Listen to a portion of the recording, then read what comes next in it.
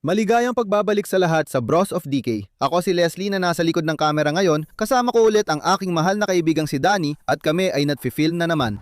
Isang kamanghamanghang time capsule sa Connecticut, Estados Unidos. Connecticut. Ngayon, tingnan mo ang lugar na ito na tila iniwan pa noong dekada 90.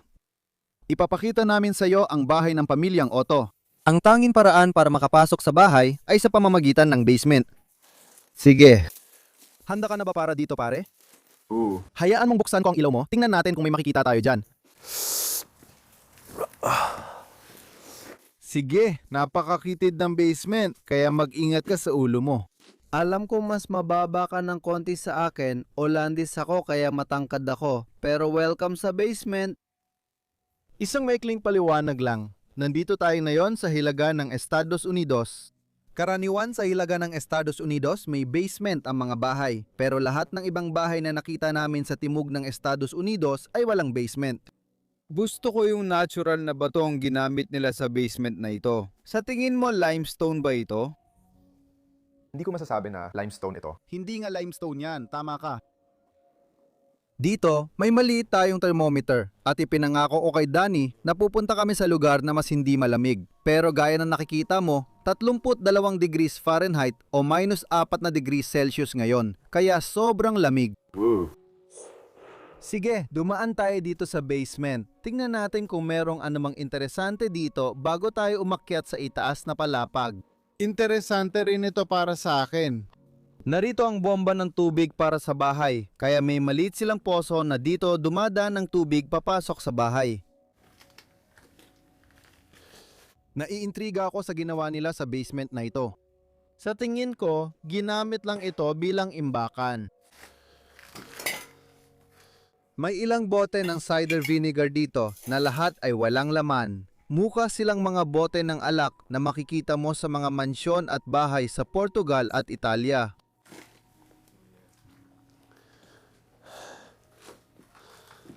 At syempre mga garapon, oo, lahat perpekto. Malamang! Gagamitin ng ina ang mga ito para gumawa ng jam at magpreserba ng pagkain sa mga susunod na taon. Gustong gusto ko ang mga diner na ganito. Oo, ito yung mga upuang kainan na vintage na Amerikano mula dekada 60 at 70. Kapag nakikita ko to, naalala ko agad ang American Diner.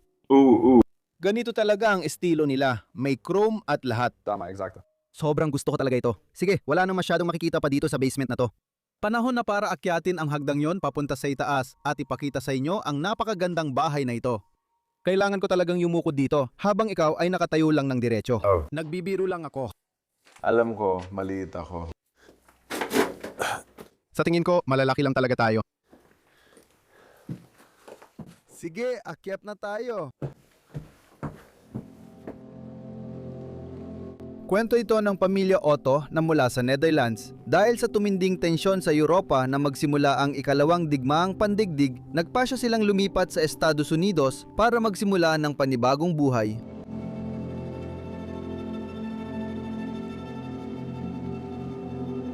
Sa Connecticut noong 1940, itinayo nila ang Dream House at doon din nabuo ang bunso nilang si Spencer kasama ang mapag-arugang ama, mapagmahal na ina at 3 magagandang lalaki. Buo na ang pamilya.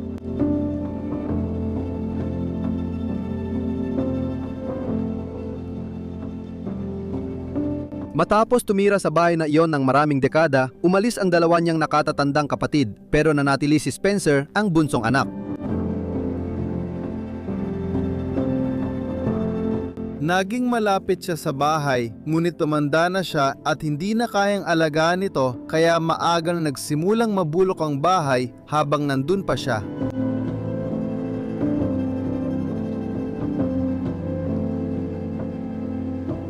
Kinailangang lumipat si Spencer sa isang tahanang may pangangalaga at doon na siya nakatira hanggang ngayon.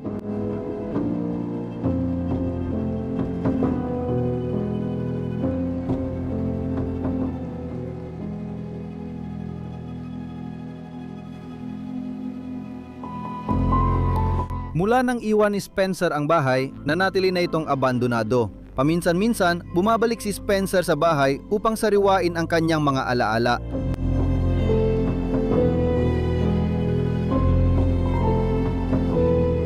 Ngayon, papasukin namin kayo at ikukwento ang buhay nila.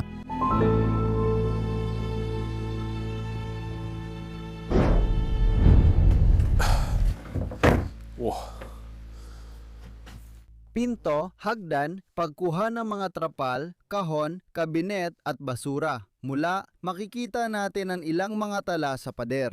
Nakita namin ito sa ilang iba pang bahay sa Europa at Estados Unidos. Sa palagay ko, may kaugnayan ito sa pagkawala ng alaala sa paglipas ng panahon. Malamang nilagay ng mga anak ang mga tala dito para matulungan ang magulang nilang may demensya na mahanap ang gamit at malaman kung saan pupunta. Pinapangako ko sa'yo, ito lang ang kwarto na ganito ang itsura. Pero dati, itong kainan ng bahay at gaya na nakikita mo, sobrang gulo na ngayon. Pero dito, gusto ko nang simulan ng kwento. Unti-unting nasisira ang bahay noon, pero dito pa rin nakatira si Spencer at ang kanyang asawa. At kinailangan lang talaga nilang umalis, habil wala silang pera para sa pagpapaayos. Wala silang pera para linisin ang bahay, kaya lumipat sila sa isang retirement home para doon na manirahan sa natitirang bahagi ng kanyang buhay. Si Spencer ay 85 taong gulang na ngayon, 84 na taong gulang pala, pasensya na. Pumupunta pa rin siya dito para makasama ang bahay at ang kanyang mga alaala. Pero wala na siyang lakas para ayusin o ibenta ang lugar na ito at nakakalungkot yon. Ilang tuyong dahon, mukhang pinulot ito ng mga bata sa gubat sa likod ng bahay at ginawa nilang magandang palamute. Oo. Tingnan mo itong tray na meron tayo dito. Maganda rin ito. Sige. Anong meron tayo dito? May mga basag na salamin at makikita mo ulit ang 7 larawan, 2 kandila. Mukhang inventarya ito ng kung ano-ano. Siguro para sa... Maaring nag-imbentaryo ng bahay ang mga bata. Tama. Sige, mukhang walang kinalaman sa demensya. Display cabinet na may magaganda pang laman. Pero pagkatapos, pumasok ka sa kusina at makikita mo talagang ang bahay na ito ay itinayo noong dekada 1900, naraan at 40 na mga magulang ni Spencer ng pamilyang Otto. Di ko alam ang pangalan ng nanay at tatay, pero silang nagtayo nito at dito ipinanganak si Otto, si Spencer. Noong natapos ang bahay noong dekada 1900 at 40 at ngayon, siya ay 84 na taong gulang na. Isang magandang kainan para sa mga bata at sa pamilyang nanirahan dito. Medyo interesado ako sa upuang ito. Gusto ko talaga ang mga upuang ito. Oh, pero parang upuan ito ng pintor kasi makikita mo lahat ng mga mansa dyan. Oo, yung kahoy, oo. Gusto ko kung paano ito natitiklop palabas. Siguradong upuan ito ng pintor. Parang nandito ka, nagpipinta ng bahay. Walang ganitong upuan sa Europa, kadalasan ay Amerikano ang mga ito. Tumatango ka pero hindi ko pa sila nakikita. Nakita ko na halos ganun din. Parang, pero natitiklop. Parang Oh, bumabagsak ang pintura. ang galing! Ano ang meron tayo sa bandang ito? Isa pang magandang mesa, isang maliit na dining table lang siguro o kaya isang maliit na side table na may ilang gamit pa rin sa ibabaw. Kasama ng painting at iba pang mga bagay. Wow! At para naman sa kusina mismo, lahat ay naiwan na lang. Gusto ko ang built-in na kabinet at pader ng kusinang ito. Mayroon silang kakaiba at natatanging estilo.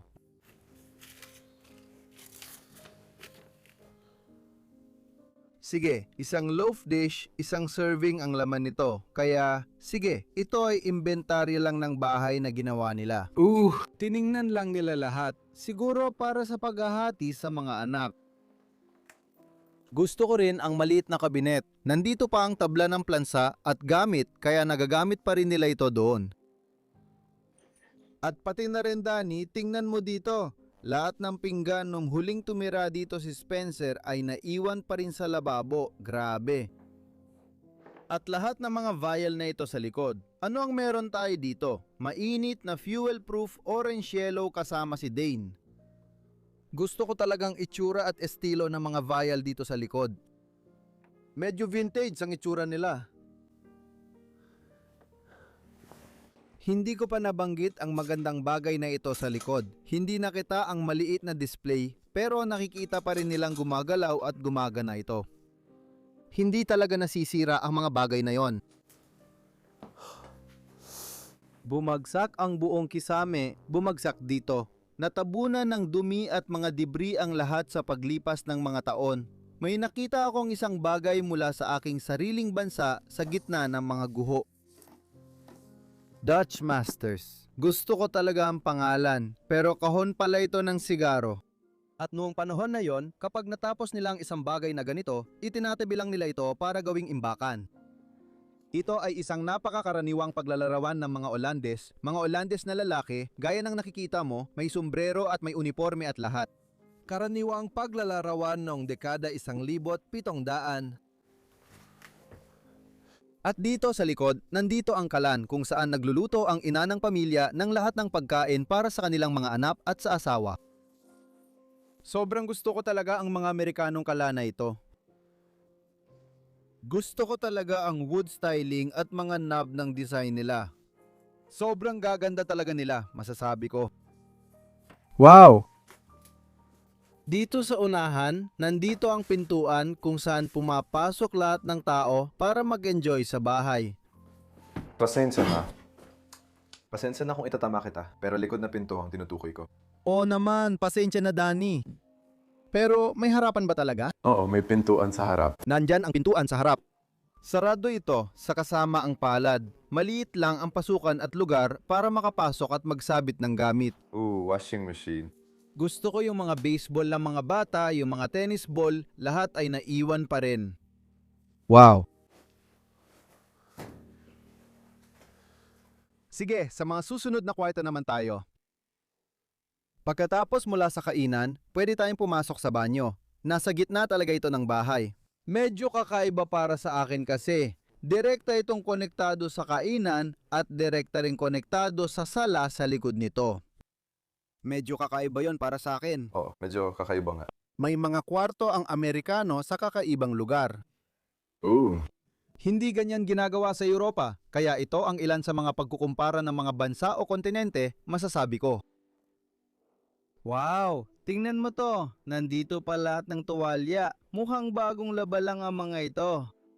Heto na naman, kita natin lahat ng mga papel ng inventaryo na naiwan pa rin dito. Tingnan natin, may 2 klase ng tela dito o 20 klase ng tela. At tama sila. 20 klase ng tela. Oo, tungkol doon. Kaya tama ka, Danny. Talagang inventory ito ng mga natira sa bahay na to. Pati bote ng shampoo at iba pang gamit na iwan dito. Hinahanap pa rin namin ang eksaktong petsa kung kailan iniwan ng bahay. Naniniwala kaming noong dekada 90, huli nang nanirahan dito si Spencer at ang asawa niya, pero di kami tiyak sa eksaktong petsa. Oo, may shower, lababo at iba pang kailangan. Papasok muna ako dito sa ilalim, tapos pupunta ako sa sala, yung pangunahing bahagi ng bahay, kung saan nagtitipon ng pamilya tuwing gabi. Masaya silang nagsasama-sama. Nanood sila ng telebisyon gamit yung magandang makina na nandoon sa likod. Wow! Ito talaga ang unang-unang bagay na pumukaw ng pansin ko pagpasok ko sa kwartong ito. Nakikita ko ang mga vinyl. Nakikita ko ang mga libro. Nakikita ko na parang music player ito. Pero sigurado ako doon, oo. Yan ay isang speaker box. Record player talaga yan, Danny. Sa tingin ko, nabubuksan yan. Nakabisita na ako ng sapat na bahay sa Estados Unidos para malaman na kung tatanggalin ko ito, at ito, na ito. Oo, kita mo? Bumukas ito para ipakita ang record player. Karaniwan sa Estados Unidos ang mga ganyang record player. Talagang kamangha-mangha. May natira pang plato doon. Parang gumagalaw-galaw pa nga ito. Baka ginawa yon para sumalo ng vibrations. Oo nga, ang weird nun. Sobrang weird talaga, oo. Kasi pwede magasgasan lang ng karayom ang ewan ko. Ewan ko talaga. Magandang music box ito. Masasabi kong maganda ring record player. Gusto ko rin ang lagayan ng plaka rito sa taas. Parang ito ang hugis ng isang alpa, masasabi ko. Talagang kamangha-mangha. At pagkatapos, ilagay natin ito ng maayos pabalik dito ulit. Kaya, nandito ang maganda nating sala. Nakikita ko na may upuan tayo dito sa sulok. Siguradong ito ang upuan ni Spencer noong mga huling taon na nanirahan siya dito. Pero bago pa man yun, maaaring ito rin ang upuan ng kanyang ama. Dito nagpapahinga ang kanyang ama matapos mantrabaho. Ganyan noon ang buhay ng mga tao sa ganitong bahay. Ang ganda! Itong lampara rin nandito sa bahaging ito. Tingnan mo rin ang telebisyon, Danny. Napansin mo bang may kakaiba dito? Oo, gumagalaw ito. May umiikot na patungan. Ito ang una naming nakita na ganito. Oh. Umikot na telebisyon. Gaya ng lagi kong sinasabi, gusto ko kung paano ginawa ang mga telebisyong ito. Hindi detalyado ang disenyo, pero gusto ko yung konting kahoy sa paligid nun. Ngayon, screen na lang ang mga telebisyon. Patag, flat screen, yun lang, screen na lang talaga. Noon, iniisip nila kung paano isasama ang telebisyon sa mga kasangkapan, pati itsura at pakiramdam nito. Magaganda rin lahat ng florera dito sa itaas. Ano to? Mukhang isang uri ng kumpas. Ako, hindi ko ito maintindihan. Yan ay isang kumpas. Pero ano? Ang kumpas ay ginagamit para makagalaw-galaw. Hindi ko alam kung bakit. Yung lungga ng leon o rotor ang nakasulat doon. Hindi ko alam kung para saan ang device na ito. Kung may alam, paki-inform kami. Nandito pa rin ang mga memo book kung saan nila isinulat lahat. Mukhang ginamit ito dati para sa accounting o pag-aasikaso ng mga tala. Makikita mo na may mga presyo na isinulat dito sa gilid at syempre, marami ring mga letra. Gusto ko talaga ito. Para sa hapon ni Lolo, hindi kita ipagpapalit sa iba. Ang ganda naman yan. Kahit isang maliit na kabayo, hindi pa rin kita ipapalit. Ano ang pangalan nito? Pasensya na. Ang pangalan. Ang pangalan na nandito, Nagmamahal Britney. Sige, baka makita mo si Brittany sa loob ng bahay kung saan. Kasi marami na kaming nahanap ng mga sulat na may mga pangalan at mga ganon. Mga karaniwang sulat lang yon na natanggap ng huling may-ari, ang pamilya Otto. Tuwang-tuwa ako na nanatili pa rin dito sa bahay ang mga ganitong bagay kahit buhay pa si Spencer. Pwede ba ako magsabi ng isang bagay tungkol sa kwarto? Siyempre! Ang wallpaper. Namumukutangi ito. Oo nga, napakahuli nito. Natutuwa ako na napansin mo, Danny. Napakaganda ng mga bulaklak. Ang ganda talaga. May ilang isda at painting ukol sa panging-isda rito. Oh, may nakita akong isa pa. Pareho lang dito sa saig. Pamamaril ng pato yon. Hindi yon pangiisda, pamamaril yon. Totoo ba yon? Sa tingin ko, Oo, pininturahan yan. Iniwan lang dyan. O sa baba, may mga nakataling libro rin tayo. Interesante rin sila tungkol sa halamang gamot, paghahalaman at iba pa. Sige! At isa pang upuan dito sa gilid, maganda rin itong munting pahingahan. gusto ko ang mga maliit na patungan ng paa. Tinatawag ko itong poof noon pa man. Poof! Ganyan ang tawag namin dito sa Dutch, pero di ko sure kung tama ito sa Ingles. Isa lang itong Isang poof. Isa itong maliit na patungan ng paa sa... sa Netherlands. Oo, poop tawag namin doon. Akala ko pareho lang sa Ingles. Hindi, parang malaking bagay ang poof. Malaki pala yon. Parang yung mga beanbag, alam mo yun? Pero gusto ko talaga ito. Buo ang pagkaka-upholster. Gustong gusto ko yung kasamang muebles sa paligid nito. Magandang klase talaga itong muebles. Sige, ilagay natin dito. Meron din tayong typical na Amerikanong vacuum cleaner sa sulok doon. Sa pader, may ganitong ilaw. Mukhang marupok at hindi mahal, pero... Oo, hindi pa talaga sila nakakabit sa pader. Hindi. Yung kable, napakanipis lang talaga. Hindi, ano. Oo, isaksak mo lang sila. Sige, akala ko ito yung parang pangbukas nito. Hindi. Sige, oo. Oo, tiyak na idinagdag lang yan pagkatapos. Tingnan mo, may maliit na pako, maliit na patungan at ilang libro. Yung tao nakaupo sa upuang ito, katabi nito. Mahilig silang magbasa, kaya dito nila nilalagay ang mga libro para mabasa sa gabi. At syempre, hindi kumpleto ang isang Amerikanong bahay kung walang silyang tumba. At ito ay talagang maganda. Pinag-uusapan lang namin, parang kakaiba ito sa kwartong ito. Oh, hindi tingnan na. Hindi. Gusto ko ring ipunto ang mga ukit sa bintana ng kwarto kung paano ito ginawa para pumasok ang liwanag. Gustong gusto ko talaga yon. Meron ding maliit na bahagi dito sa itaas at makikita mo na marami ring mga libro na nakaimbak doon. Pero nilagay nila itong tabla dito para protektahan ang bahay. Oh, karaniwang pwesto ito para magbasa dahil sa liwanag. Tama. Likas na liwanag. Di ko alam bakit, pero may kwarto rin sa ibaba. Sa tingin ko, medyo matanda na si Spencer noon dito siya nakatira, kaya tiyak niyang ginamit ang kwartong ito. Ginawang kwarto sa ibaba para hindi na kailangang umakyat lagi. Siguradong ganoon na ang nangyari.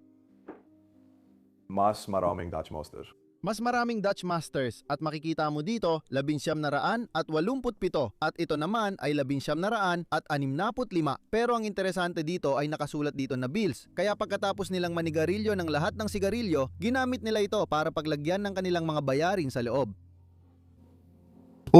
Maraming gamit. Maraming gamit, tama. Mag-focus muna tayo sa side na to, Danny. Meron tayong magandang drawer dito na puno pa ng mga sulat. Tinitingnan namin ang mga sulat at pangalan doon. Marami pang ibang pangalan bukod sa pamilya Otto. Nakikita natin si Emerson dito. Muli, Emerson, nothing. Iyan ang pangalang paulit-ulit nating nakikita sa buong bahay. Oh, sa mga liham lang. Puro sa mga liham lang. At dito makikita natin ang isang petsa, 1981. Siyam naput isa. 91, paumanhin. Walang anuman. May sulat kamay dito. Hindi ko ito mabasa. At least pwede pa nating iligtas, sabi dito. Matagal na ito may utang na ganda sa akin. Ayos ba sila? May taong pinag-uusapan sa sulat na ito. Medyo interesante. Sige, mag-focus muna tayo dito sa kama. Ayos pa ang kama. Siguradong kay Spencer ito. Sa mga huling taon niya, dito siya nakatira. Leslie, lagi kong nakakalimutan. Buhay pa pala siya. Oo, nasa isang home for the aged pa rin si Spencer. Buhay pa si Spencer. Talagang mahilig din siya sa mga modelong eroplano. Makakakita pa tayo ng mas maraming modelong eroplano, mas maraming laruan na ganyan sa buong bahay. Mahilig talaga siya doon. Maraming mga libro mula sa National Geographic dito rin. Mahilig magbasa. Talagang mahilig magbasa ang lalaki.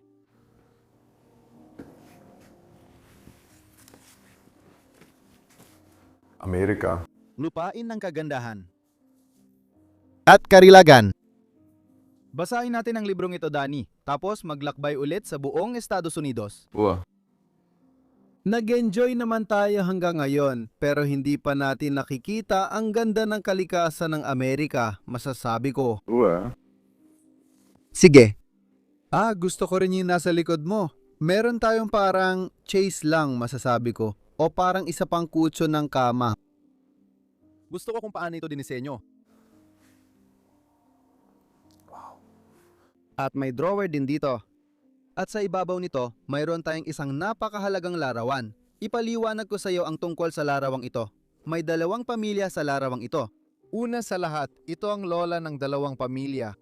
Ang binatang nakaupo sa magandang sopa ay si Spencer. Ito ang 2 niyang kapatid na lalaki. Ito ang kanyang ina at ito naman ang kanyang ama. At naniniwala kami na itong 2 tao dito ay maaring kapatid na babae o lalaki mula sa ina o ama. Hindi kami ganap na sigurado. At ito ang kanilang anak na babae. Makikita natin silang muli sa iba't ibang bahagi ng bahay habang iniikot natin ito. Tingnan natin. At ang larawang ito ay mula noong 1985. Siyam naput lima, pasensya na. Walang anuman. Pero hindi ako sigurado sa petsang ito kasi parang masyadong huli na ito. Parang huli na ito kasi mas matanda na noon si Spencer. Mas matanda na noon. Gusto ko ang mga librong ito. Interesante sila. Sige. Mga batang pasaway mula sa lumang mundo. At muli, marami ring mga libro dito. May isa pang libro na gusto kong ipakita. Ito yon. Kumpletong gintong takip sa gilid nito. Tiyak na libro yan ng relihiyon. Anong umiral na relihiyosong libro? Pasensya na? Anong tawag sa aklat ng relihiyon? Hindi ko alam. Ang Biblia. Siyempre, ang Biblia. Pasensya na, patawat.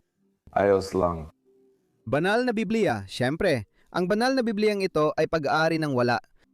Kaya pwede mo pa rin itong gawing pag-aari mo. Hindi, salamat. Ang ganda ng lugar na ito dito sa likod. Tara, lipat tayo sa ibang bahagi ng bahay.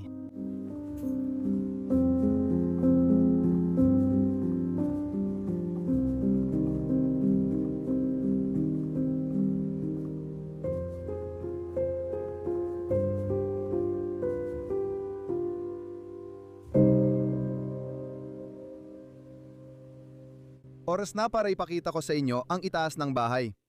Dito dati natutulog ang mga tao sa pinakapribadong lugar. Kanina, akala ko yon ang harap na pintuan, pero ito palang totoong harap na pintuan. Ito ang pintuan sa harap. At napansin kong kakaiba, Danny, may nakasabit na bag sa doorknob ng pintuan sa harap. Hindi nila inalis yun nang tinakpan ng pinto. Pumasok lang sila dito, nilagay lang ang kandado doon. Oo. At inilagay ang tabla na ito sa lugar. Pitaka ito ng taong dating nakatira rito. Siguro si Spencer o ang asawa ni Spencer noong isang panahon. Tingnan natin kung may laman pa. Wala na talaga. Nakakapagtaka lang na nakasabit ito ng ganito dito. Sige. Sige, akyat tayo sa itaas. Naintriga akong makita kung anong itsura ng mga palapag sa itaas ng bahay. Ang naghihintay para sa atin. Ano? Pasensya na sa pag-abala. May napansin lang ako. Ay, Diyos ko. Ano? May, ano ba dun? Istante pala yun. Akala ko nakasabit lang sila sa pader. Istante pala yun. Istante ng mga libro ito dito. Pinakamagandang non-fiction ngayon. Wow! Gusto ko kung paano sila nakatayo ng ganyan. Oo, ako rin. Akala ko nga parang lumulutang sila. Pero hindi, ganun lang pala. At kita mo, may kaunting mga durog na bato sa ibabaw nila. Galing yun sa kisame. Nagbabanggaan na talaga sa itaas. Dun! Oo. At lahat ng mga guho ay nandito rin sa sahig. Grabe, ang wild nun. Oo nga. Magandang disenyo ng bahay. Ang wallpaper ay dahan-dahang kumakalas. O unti-unting inilalantad at ipinapakita ang pader sa likod nito. Taon ng kapabayaan, mga kaibigan. At ito ang nagdadala sa atin sa unang kwarto, ang unang silid-tulugan ng bahay. Naniniwala akong dati itong silid-tulugan ng mga bata. Oh, sigurado? Makikita mo agad ito pagpasok mo sa kwarto. Titingnan mo ang kama, napakakulay, napakaganda. Gustong gusto ko ito. Ito ang larawang nakita ko nung nakuha ko ang bahay na ito mula sa Explorer. At na-inlove ako sa larawang ito. Ngayon, nakikita ko na ito sa personal at halatang kama ito ng bata dahil sa dami ng kulay. Nakakamanghang makita ito. Katabi nito, may mas marami pang palatandaan tungkol sa kwento. Nandito pa rin ang laruan. Makikita mong naglaro sila ng mga tangke, kaya siguradong kwarto ito ng mga lalaki. Pero lahat ng tao sa bahay ay mga lalaki, lahat ng bata sa bahay ay mga lalaki. Ano to? Sa tingin ko, dart yun. Oo, siyempre. Iba na ang itsura nito, pero Sa tingin ko, oo. isa itong dartboard para sa mga bata. Oo, sigurado. Anong meron tayo dito? Isang bahagi ng gitara. Gitara ng cowboy. Sa tingin ko, bahagi ito ng gitara na nakatayo dun sa sulok. Oo, tama. Malamang hindi na ito maayos. Malungkot. Muli, ang daming libro. Maraming matatalino dito sa bahay. At mukhang hindi ito mga librong pambata. Sean Follas, Fowls. Isang uod. Mukhang hindi ito para sa bata.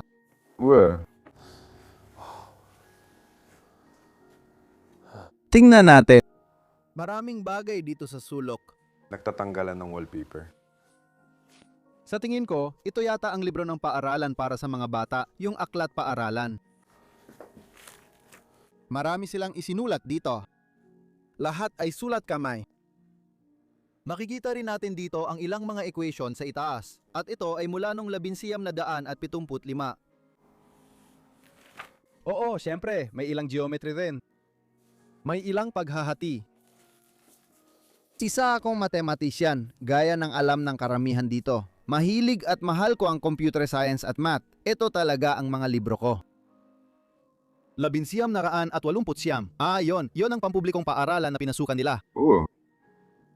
Mula maraming mga libro dito at pati na rin itong mga modelo ng eroplano ng fighter jets na nilalaro ng mga bata noon. Ang astig talagang makita ito.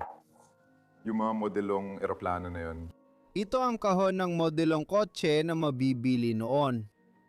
Chevrolet Corvette. Kumpletong lineup ng mga handang buing sports car models. Malamang ay sobrang nag-enjoy ang mga bata sa paggawa niyan. Sige, tingnan natin kung anong meron dito. Muli, marami pang laruan mula sa mga batang iyon na naiwan dito. Wala akong ideya kung para saan to. Mukhang parang laro yan. Nakita mo na ba ang mga liham na ito? Gusto ko yung gilid dito, yung palibot. Ipinapakita nito ang watawat at mga kulay ng Amerika. Wow, nandyan pa pati ang selyo ng Koreo. Makikita mo ang White House, isang eroplano, at 8 sentimo lang ang halaga noon nung ipinadala ang liham na to. Para kay Spencer Otto ito. Ano yung card na yan? Ito ba? American Radiator and Standard Sanitary Corporation. Employee Identification Card, Otto Spencer. Trabaho niya yan. Wow. Nagtrabaho siya sa Radiator at Standard Sanitary Corporation. Ibig sabihin, heating, plumbing at mga ganong gawain sa bahay ang trabaho niya. Wow. Interesante yan. Lahat ng trabahong ginawa niya sa paglipas ng mga taon, gaya nito, makikita natin dito ang bahay na ladrilyong ginagawa niya. Iyon ang naging trabaho niya kalaunan. At kahit ang pitaka niya ay nandito pa rin, wala ng dolyar sa loob niyan. Walang dolya. Wala nang laman. May litrato tayo ni Spencer dito. Sa tingin mo, siya ba yung babae mula sa ibang pamilya?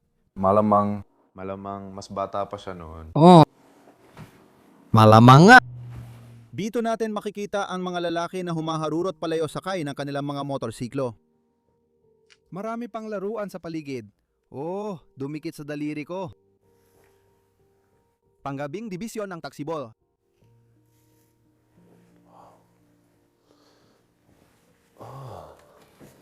Talagang interesting na maleta, Danny. Kita mo? Ito ay maleta na may sabitan ng damit na Tama. inilaladlad o binubuksan mo kapag pumasok ka sa kwarto ng hotel mo. Maayos naman. Para siyang maliit na aparador. Maliit na aparador. At ito rin. Tama. Ang ganda. Ito ang sirang gitara na nakita natin kanina na walang ulo. Makikita mo kung bakit tinawag itong cowboy na gitara. At syempre, marami pang laruan mula sa mga bata. Lahat ng bagay nilalaruan nila at mahilig silang maglaro ng sundalo noon. Ayoko ng bigmaan, pero para sa mga bata, masaya silang maglaro ng ganoon. Gusto ko ang mga modelong tangke na to. Ako rin. Interesante to. Isa itong pinball machine. Sa totoong buhay. Hindi na sapat ang lakas ng spring para magawa na Naipit na siya. naipit siya dahil maraming bola sa loob. Gagana pa rin ito kapag inayos natin, astig pa ring tingnan. Oo nga. Kahit, Danny, baka hindi ito mula sa bansa mo, kundi sa bansang karatig ninyo. Castañetes. Mga kapitbahay. Hindi ko alam, ginagawa rin nila ito sa Portugal? Hindi masyado, Kastila to. Sa Espanya, ginagamit ito ng mga babae sa pagsayaw, palakpak at paggawa ng musika. Pagkatapos, isang huling patungan rito. Lahat ng mga binuklod na akal at iba pang bagay. Ang mga krayola para sa mga bata kung paano sila nagkulay gamit ang pati na rin ang isang pares ng salamin at lahat ng bagay ay naiwan dito. Ano ito? Para ba ito sa pagtingin ng larawan? Oo nga. Hindi ko alam eksakto paano ito gumagana, pero para ito sa panonood ng kung ano man. Oo, maglalagay ka ng isang bagay dito tapos itutulak mo papasok at pagkatapos ay panuurin mo. Malamang may ilaw na tumatagos dito. Mula sa likod. At marami pang mga laruan ng sundalo dito sa ibaba. At isang cash register. $50, pakiusap at magandang araw sa'yo. Sige. Teka. Bago tayo umalis mula sa kanyang kwarto. Isang album. Mukhang luma itong photo album. Wala itong laman. Wala talaga itong laman. Nakakalungkot naman yon. Pero minsan, nakikita ko ito sa Europa at punong-puno sila ng mga lumang larawan. Sige. Ayos na. Tara na sa next na kwarto. Dalawa pang kwarto dito sa itaas na kailangan naming ipakita sa'yo. Naniniwala akong dito dati, natutulog lahat ng mga batang lalaki. Baka isa sa kanila natulog sa kwarto sa ibaba. Napakaliit talaga ng kwartong ito. Mas maliit ito kaysa sa isa. Parang improvised ang kwarto nito. Maaring banyo ito dati at ginawa nila itong kwarto. Siguro kaya may banyo sa baba at kwarto sa taas para may sariling kwarto ang lahat dito. Hindi ito mukhang kwarto ng bata, wala namang ebidensya rito. Oo, talagang luma na ito. May alpombra na gawa sa lana ng tupa sa sahig. Maganda itong tingnan. Totoong-totoo ito, siguradong sigurado. Sa tingin ko, kung aamuin natin ito, amoy tupa pa rin, pero hindi natin gagawin. At pagkatapos, isang magandang kama. Gawa talaga sa bakal lahat. Bakal. Oo, lahat gawa sa bakal. Ang ganda. Maganda yung painting sa likod dyan. Mula sa tanawin ng maliit na bahay, may kagubatan sa paligid niyan. Mga rosaryo ba ito? O baka ginawang parang rosaryo lang sila, masasabi ko. Hindi. Mga bola ito mula sa makinang panahi. Oo, ganyan lang talaga pinagsama-sama yan. Maganda at maayos pa ang kama. At ang lagi kong gustong makita ay, kita mo yung kisame? Unti-unti nang nababakbak ang pintura nito at unti-unti itong natatanggal at nahuhulog sa kama. Mapapansin mong unti-unting nabubulok ang kisame sa mga taon, dahan-dahang nahuhulog sa kama. May mesa dito para sa tumira sa kwartong ito na pwedeng gamitin sa pagbabasa at pag-aaral. Munting palamuti. Oh. Wow, mukhang gawa ito sa porselana. Porcelana? Oh, gawa yan sa porselana. Wow. Sige, ilalagay ko lang dito. Ang ganda niyan. Wala na itong patungan pero masarap pa rin tingnan.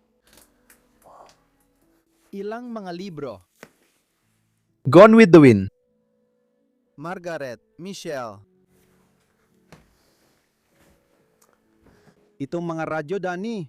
Oo. Nahuhulog na ako ng loob sa kanila. Madalas ko silang makita sa Estados Unidos, normal lang. O umiikot pa rin ito. Dito mo pipiliin ang channel na gusto mong pakinggan. Radyo lang ito, yan din ang gusto ko. Napakasimple, elegante at maganda ang gawa nito. Katulad sa telebisyon, pinag-isipan din ang disenyo ng radyo at mga kasangkapan para bumagay sa loob ng bahay. Sige. At iyan ay isang daga o bubwit. Oo, ano ang meron ka dito sa ibaba? Puno ang bag na ito. Oh, Mga bahagi ng tangke. Mukhang tungkol ito sa arkitektura, kita mo naman. Sa tingin ko, pangbata lang to. Oo, maraming drawing dito gaya na nakikita mo. Wow. Pasensya na, ibabalik ko rin lahat mamaya, pero makikita mong iginuhit nila lahat ng ulo ng mga lalaking ito sa taas. Sa tingin ko, ito ay maaring... Oo, marami ring mga laruan dito. Maaring ito ang bag pampasok ng mga bata. Bag pampasok ng mga bata. Ibalik natin na maayos ang gamit. Palagi kong sinusubukan na maging magalang hanggat maaari sa mga gamit na natatagpuan ko sa loob ng mga bahay na ito. Ibinabalik ko lang ito gaya ng nadatnan ko. At heto pa, isa pang magandang drawer dito. Pagbati mula sa aming bahay, papunta sa inyong bahay. Hindi ito isang pamilya. Hindi. E-hunting ang nakasulat EH Nothing. Yan din ang pangalang nakita natin ulit sa ibaba. Wow! Kaya sigurado meron silang 28. matagal na panahon na ang makalipas. Larawan ng pamilyang may 2 anak. Nandito na naman. Isa pang larawan ng pamilya, sa tingin ko, ng parehong mga bata. Sila ba ang nakatira sa bahay? Hindi sila. Hindi sila. Tingnan na natin ito. Pangalan lang ito ng kumpanya. Isa lang itong card. Kawili-wili talaga. Dito natin nakita ang kasaysayan ng 2 pamilya sa lugar na ito. Oh, punong-puno ang drawer na ito, pero matigas at ayaw mabuksan. Mag-ingat ka. Ang daming cards dito. Maligayang Pasko. 100 sa mga cards mula noong 19 at 89, kaya isa ito sa mga huling petsa. 19 at 75 ang huling petsang nakita natin dito sa lugar na ito. Hindi ko talaga mabasa ang sulat kamay na ito. Hindi. Dito, palaging Holland. Holland nakasulat doon. Lahat ng mga Christmas card ay naiwan dito sa drawer na ito. Marami pang ibang libro, mga sulat din dito. At ito ay galing kay Ginang Emerson Nothing. Parehong pangalan na nakita natin sa ibaba rin. Sige, isara na natin ito. Punta pa tayo sa huling kwarto sa itaas. Hindi, bago ang attic. Oo, kwarto rin ng attic. Sige! May pinto sa ibaba, pero may attic din dito sa itaas na pansin ko. Sige, kukuha lang ako ng upuan. Gusto kong sumilip doon sa itaas. Yun lang ang pagiging mausisa ko sa pag-explore. Mag-ingat ka sa upuang ito. Karaniwan ang ganitong mga ethic sa Estados Unidos. Nakikita ko ang mukha mo, Danny. Iabot mo ang kamera at ipakita sa kanila ang tanawin dito. Sana walang nakakatakot dito sa taas. Wala naman. Isa lang itong ganap na walang laman na espasyo. Sige. Ayan tol, na-curious lang ako. Sige, nakita ko mukha niya parang bakit ka tumitingin sa taas? Wala lang. Alam kong wala lang yun, pero curious lang ako. Ayan na. Ngayon, puno na ng kisame ang buhok mo. Oo, meron nga. Ibabalik ko ito mamaya, pero punta na tayo sa huling kwarto ng lugar na ito. Mukhang ito ang master's bedroom, kwarto ng mga magulang. Mukhang makatuwiran naman para sa akin. Maganda ang kama, ayos pa rin ang pagkakayos. Parang magkapareho lang ang kumot nila dito, iba lang ang kulay. Sobrang gusto ko talaga ito. Bakal na frame ng kama. Tingnan mo rin ang magandang wallpaper. Yung mga dilaw na bulaklak doon. Nakakagulat na dito, maayos pa rin nakakapit ang wallpaper sa pader. Oh, yung kabilang kwarto rin, maganda pa yung wallpaper. Kaya nakakabilib talaga. Dito sa side na to, unti-unti nang natatanggal ang wallpaper. Oh, medyo magulo itong side ng kwarto. Sobrang magulo, parang wasak na, sobrang kalat. Kita mo naman, ito talaga, alam mo ba? Alam mo to? Oo naman, syempre. Ito, Notre Dame. Ang Notre Dame at ang mga boulevard ng Paris. Gusto ko rin ang mga kiosk nyo sa Paris. Doon ka bumibili ng inumin, dyaryo at iba pa. Paris, isa sa mga paborito kong lungsod sa buong mundo. Antoine? Hindi ko ito mabasa ng eksakto. Maganda, nakasulat dito sa likod, Notre Dame. Maganda. May tao rin sa bahay. Mahilig sa bullfighting at Espanya dahil nakita namin ang kastanyetas at iba pa. Ang ganda? Sige. Tingnan natin ang kwartong ito. Tingnan natin kung ano ang mahanap natin dito. Oh, Ang mga litrato ng pamilya. Nangingisda sila. Nung bata pa si Spencer, ang 2 kuya niya ay nangingisda at binigyan siya ng lambat para sumalok ng isda. Sabi nila, ikaw ang bunso, ikaw na lang kumuha ng isda sa tubig. Ay, ang ganda naman yan. Kamangha-mangha ang mga alaala rito. Ngayon, makikita ulit natin dito ang mga lalaki. Si Spencer at mga kapatid niyang lalaki. Heto pa ang isa pang larawan kasama sila, pero dito lumitaw ulit ang babae. Bahagi rin siya ng pamilya, tulad ng sabi ko, maaring pamangkin nila. Baka si Brittany yung nakita nating pangalan sa ibaba. Oo, tama. Baka si Britney nga. Oh, Palaging ibig sabihin din ito na may magagandang larawan sa likod niyan. Lahat ng ito ay magagandang litrato, mapa, pabalat. Hay, ang galing naman yan. wow. Wow, sobrang galing yan. Sa tingin ko may ilan pa dito. Oh, Danny, gustong-gusto ko to. Gustong-gusto ko ang mga to. Pero ang totoong tanong ay, sino ba ang mga taong ito?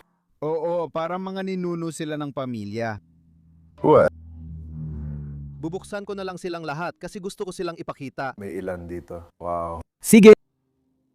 Nandito tayo sa isang pangalan. Loving Sander? Sander? Oh, hindi ako sigurado. At pagkatapos, ang huli. Oo, siguradong ito ay mula sa simula ng 19 na daang taon. At pagkatapos, may ilan pang mga larawan dito sa ibaba. Nakikita natin ang isang babae na may kotse, nakikita natin ang bahay na may Pasko noong 1962. At maaring ito si Spencer. Nakikita mo yung blonding buho? Baka siya yung bata. Oh, siya lamang may blonding buhok. 67. Nakasulat dito. Desyembre. Baka iyon ang petsa. Wow! Narito na naman ang pamangkin si Brittany na tingin natin ay siya nga at ang parehong batang nakita natin kasama si Spencer sa kabila. Nagsisimula ng magkaugnay ang kwento. Talaga nagsisimula na itong magkaroon ng saysay sa akin. May sasay, Ang ganda. Wow. Parang jukebox ito, pero radyo rin pala. Ang ganda ng piraso, bagay na bagay sa kwarto. Gumagana pa rin ito, maayos pa rin ang takbo. Stuart Warner ang nakasulat dito sa itaas. Gusto ko to. Sa tingin ko, radyo lang to, tama ba? Wala ring record player. Wala akong nakikitang compartment kung saan mo ilalagay ang plaka o kung anuman. May mga larawan dito sa itaas, ngunit nasira na ang isa gaya ng nakikita mo. Meron ding isa sa likod nito.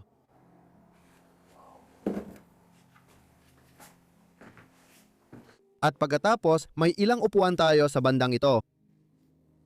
Madalas kong makalimutan ang pangalan ng device na ito. Tinatawag namin itong poser sa Dutch, pero di ko alam ang English na pangalan. Hindi to kumpas. Hindi yun kumpas. Hindi ko alam. Hindi ko alam. Ako rin, mag-comment lang kung may gusto magtama sa amin. Olandes at Portuguese kami, kaya hindi namin alam lahat ng Ingles. Ang ganda ng kwarto mo, Danny. Gustong gusto ko. May papakita pa kami dito sa itaas. Yun ang attic. Hindi yun ang attic na pinakita ko sa'yo. May isa pang attic. Oh, kakaibang attic ito. Dahil sumunod ka lang sa akin, ipapakita ko sa'yo.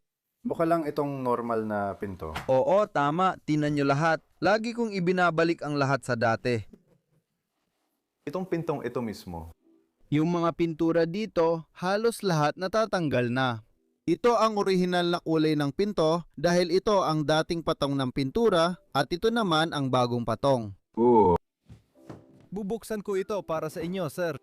Sige, nasa inyo na ang desisyon sa pagkakasunod-sunod. Saan ako magsisimula? Sige, ang daming kalat. Kasi attic ito. May mga cool din na bagay dito. Ang unang nakakuha ng atensyon ko ay itong kahon.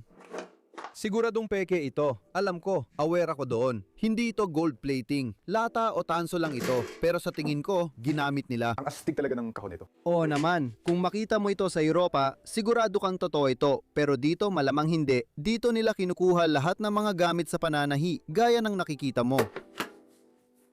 Napakasimple ng kahon. Ayos dito, pasensya na nakalimutan ko lang sandali ang pangalan at meron tayong ganitong radyo, portable na radyo. Wow, interesante yan, galing ito sa General Electric.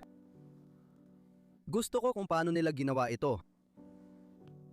Noon, ang mga bata pupunta sa tabing dagat, dala ang radyo na ilalagay sa tabi ng kumot at makikinig sa lahat ng bagay. Kamangha-mangha talaga. Di na natin maiisip yan ngayon. Libu-libong kanta na nasa Spotify playlists natin. Sobrang naging maginhawa na ang buhay na halos hindi na natin ito maisip na yon.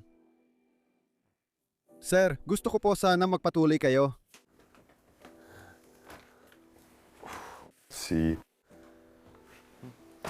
Tinitingnan ko lang ang lahat ng nasa paligid ng kwarto dito. Oh, ang dami talaga. Sa tingin ko, kwarto rin ito dati. At alam mo kung bakit ko naisip yon? Una sa lahat, may frame ng kama dito. Pero pati rin, napinturan na ang mga pader, inayos na ang bubong, inayos na rin ang kisame. Oo.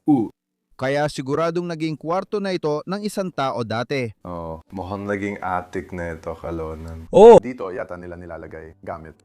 Siguro pag alis ng mga bata, nilagyan na nila ito ng gamit at ginawa parang attic. Tignan mo, anong meron tayo dito? Danny, Jeffrey Otto, baka isa yan sa mga kapatid niya. Oo, o kaya yung tatay. O yung tatay, o tama yan. Ang daming sulat dito sa taas. Binibining Alice E. Pike, Ginoong W.M. Parkhurst. Kawili-wili, ang daming bagay, sulat at alaala na naiwan sa bahay na ito. Sinabi ko kahapon kay Danny na ibang mga bahay sa Amerika kaysa sa Europa, lalo na ang mga abandonadong bahay doon. Ang dami nilang kwento at litrato tungkol sa mga tao. Minsan, hindi natin to nakikita sa Europa, pero dito, kapansin-pansin talaga. Maraming iniiwan ang mga tao sa Estados Unidos, sobrang dami. Ang gandang tokador din doon sa sulok.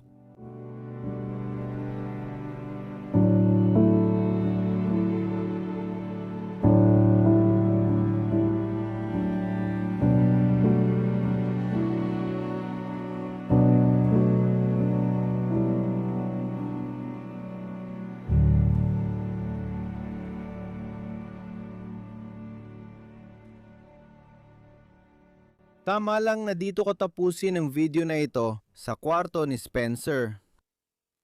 Ang ganda ng lugar mo, Spencer. Alam kong buhay ka pa, pare. Sana magandang buhay mo. Sana madami kang magagandang alaala sa bahay, pamilya at paninirahan dito kasama sila. Masaya akong naidokumento ang abandonadong lugar na ito. Ibabalik ko ang larawan kung saan ko ito kinuha. Sige, iwan na natin. Ganyan ko lang din nakita, kasama na lahat. Hanggang dito na lang ako. Sobrang nag-enjoy ako sa paglibot. Ito ang mga time capsule na nais kong ipakita at ibahagi sa mundo. Maraming salamat sa inyong lahat sa panonood ng video ngayong linggo. I-like nyo kung nagustuhan nyo ang video. Mag-subscribe kayo sa ibaba kung bago kayo sa channel at gusto nyo makapanood pa ng ganitong content. May link sa description para sa Patreon kung saan pwede nyong suportahan ang channel at matulungan kaming maglibot at idokumento ang mga kamangha-manghang lugar. Bro, fist bump tayo ulit! Panurin din si Danny, Is Forgotten. Gumagawa siya ng videos tungkol sa biyahe namin sa US. Link nasa description. Salamat. Ngayong nasabi na natin ang lahat, maraming salamat sa inyong lahat at magkikita tayo muli sa isa pang pag-explore sa susunod na linggo. Paalam, mahal ko kayo.